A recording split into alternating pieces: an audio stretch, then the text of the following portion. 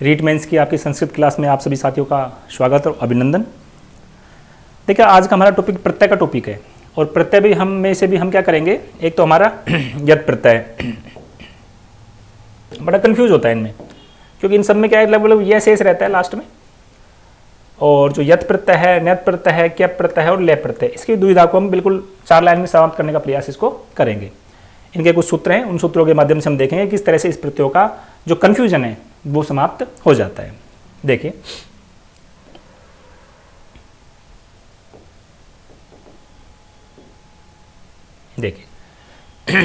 अपना यत प्रत्यय, अन्यत प्रत्यय, क्यप प्रत्यय और आपका ल्यप प्रत्यय, इन चारों की दुविधाओं को आज हम खत्म करेंगे।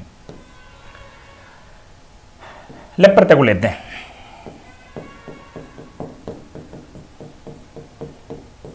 ल्यप प्रत्यय, एक एग्जांपल देखिए, संपठ्य। संपठ्य। एक दूसरा एग्जांपल देखिए, शिष्य। एक और एग्जांपल देखिए, कार्यम। एक और एग्जांपल देखिए, ज्ञेयम।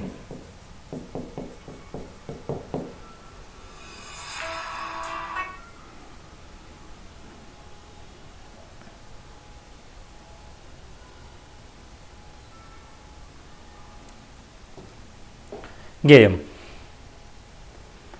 इसमें देखिए संपठ्य, शिष्य, कार्यम और ज्ञेयम, इन चारों में से ये चारों जो एग्जांपल है इन्हीं के प्रत्ययों के हैं।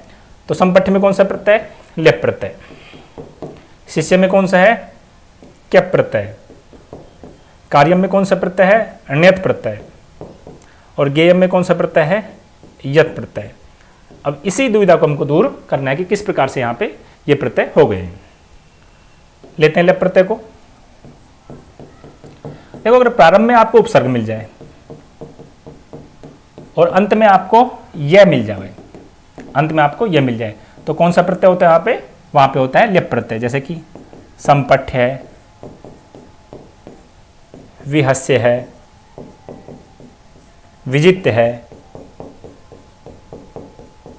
समासे अने पूर्वे अक्तोलप। समासे अने पूर्वे अक्तोलप, जो अक्त्वा प्रत्यय होता है उसमें अगर उपसर्ग का प्रयोग कर दिया जाए तो किस में बदल जाता है, वो ल्यप प्रत्यय में बदल जाता है। तो एक तो कंफ्यूजन हमारा ये दूर हो गया कि ल्यप प्रत्यय होगा कहाँ पे, कि जहां शुरू में उपसर्ग आपको मिले और अंत में आपको यह शेष मिले, वहां पे कौन सा प्रत्यय हो जाएगा, वहां पे ल्यप प्रत्यय वहां पे हो।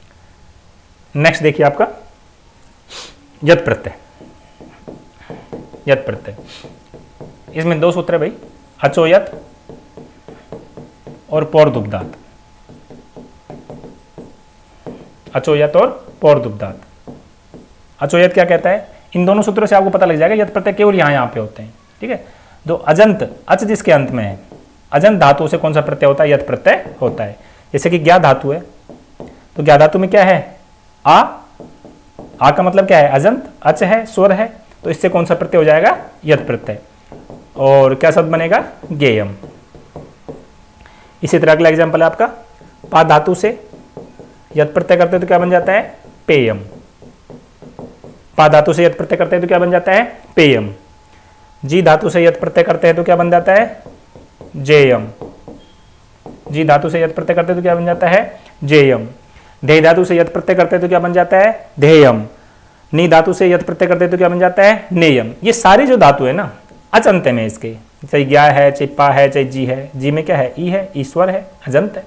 तो एक तो आपका ये आपको ध्यान रखना है कि अच जिसके अंत में ऐसी धातु से यत प्रत्यय हो जाएगा। ज्ञेयम हमने देखा, ज्ञेयम का मतलब ज्ञा धातु है, यहाँ पे ज्ञा क्या है, अजंत है, अजंत का मतलब यहाँ पे यत प्रत्यय हो जाएगा इस सूत्र के द्वारा, अचोयत के द्वारा। अब ये क्या है भाई, पौर्दुब्दात, इसको थोड़ा सा देखिए।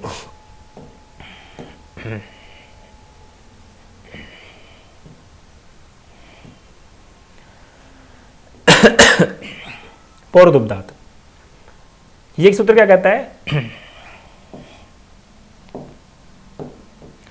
कि जो पै वर्ग जिसके अंत में, पै वर्ग का मतलब पूरा पै वर्ग, पै भी हो सकता है, फै भी हो सकता है, बै भी हो सकता है, भै भी हो सकता है और मैं भी हो सकता है। पै वर्ग जिनके अंत में है उन धातु से क्या होता है, उन धातु से भी यत प्रत्यय होता है, उन धातु से भी यत प्रत्यय होता है। अपेय वर्ग में जैसे सप है, लब है, सप है, लब है, रम है, जप है। इनको देखो आप, इन चारों एग्जाम्पल को देखो। सप में क्या है? प है, प वर्गांत है। लब में क्या है? भय है, प वर्गांत है। रम में क्या है? मैं है, प वर्गांत है। जप में क्या है? प है, प वर्गांत है। ये सारी जो एग्जाम्पल है ना, सारे के सारे एग्जाम्पल, ये क्या है? प वर्गांत है। प, फ, ब, भ, मैं, इनमें से कोई आपके एक वर्ण यहाँ पे है, तो इनसे भी क्या हो जाएगा? यत् प्रत्यय। जब सप धातु से यत् प्रत्यय कर दे तो क्या बन जाता है? सप्यम। जब लब धातु से यत् प्रत्यय कर दे तो क्या बन जाता है? लभ्यम। जब रम धातु से यत् प्रत्यय करते हैं तो क्या बन जाता है? रम्यम। और जब जब धातु से यत् प्रत्यय करते हैं तो क्या बन जाता है? जप्यम। तो एक आपका ये सूत्र हो गया। तो अगर ये दोनों सूत्र आपको समझ में आते हैं, आपने अच्छी तरह से इनकी स्टडी कर ली है, तो फिर आसानी से आप ये काम कर सकते हो।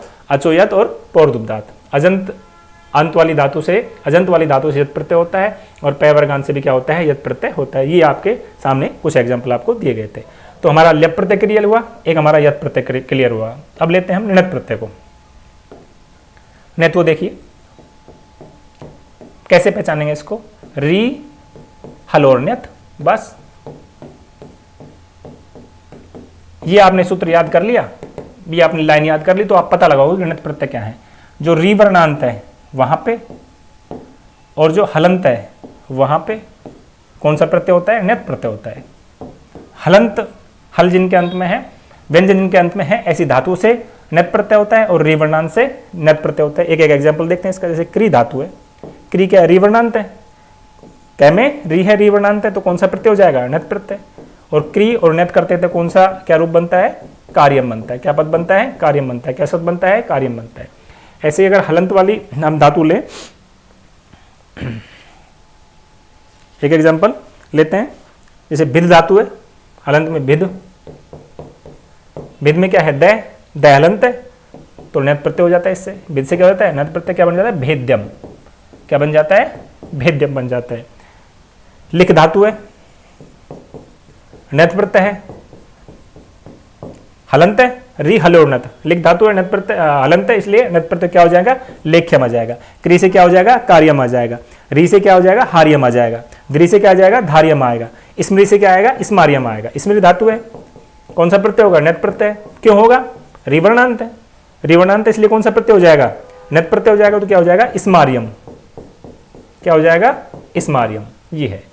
तो आपका जो णित प्रत्यय का जो आपको जो द्विधा है, इस सूत्र के द्वारा आसानी से समाप्त हो जाएगी। री, हल और ण्यत। अब देखें आपका क्या प्रत्यय, केवल आपको ये याद करना है, आपको और कुछ नहीं करना है। सास, व्री, द्रि, जुसे, क्यप। ये तो इसने तो स्पष्ट कर दिया है कि सास धातु, व्री धातु, द्रि धातु और जुस धातु, इनसे कौन सा प्रत्यय होगा? क्यप प्रत्यय हो जाता है। सास धातु से जब हम क्यप प्रत्यय करते हैं तो शिष्य बन जाता है। व्री धातु से क्यप प्रत्यय करते हैं तो वृत्य बन जाता है। द्रि धातु से क्यप प्रत्यय करते हैं तो द्वितीय बन जाता है। और जुस धातु से क्यप प्रत्यय करते हैं तो क्या बन जाता है? जुस्य बन जाता है। तो सास, व्री, द्रि, जुसे, क्यप, ये आपका क्यप प्रत्यय का आपका जो दुविधा है वो समाप्त हो जाएगी। तो देखिए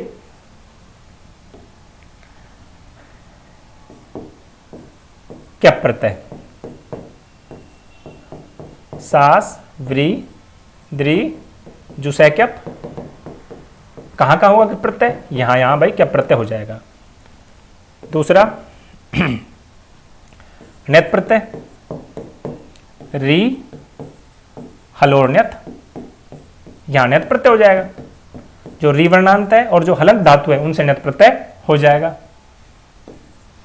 तीसरा यत् प्रत्यय, अचो यत्, अजंत धातु से यत् प्रत्यय होता है। देयम, गेयम आदि हमने जो एग्जाम्पल बताए। दूसरा पौर्दुब्धात, जो पय वर्गांत होती हैं, पय वर्ग जिनके अंत में, उन धातुओं से यत् प्रत्यय हो जाता है। उसके बाद हमने लिया ल्यप प्रत्यय। ल्यप प्रत्यय का सिंपल सामने देखा था, समासे अन्य पूर्वे अक्तोलप, ये इसका सूत्र होता है। लेकिन पहचान के लिए हम क्या करेंगे? पहले उपसर्ग हो और अंत में यशेष हो तो क्या हो जाता है, ल्यप प्रत्यय हो जाता है। तो देखिए हमारा जो टॉपिक था वो है कि 4 लाइन में आपकी इन चारों की क्यप, ण्यत और ल्यप, यत और ल्यप की दुविधा को हम समाप्त कर देंगे। प्रयास किया है, मेरे हिसाब से डेफिनेट आपको इस टॉपिक से आपको फायदा मिला होगा और इसके बाद आपका ये कन्फ्यूजन डेफिनेट दूर हो गया होगा। थैंक यू, धन्यवाद।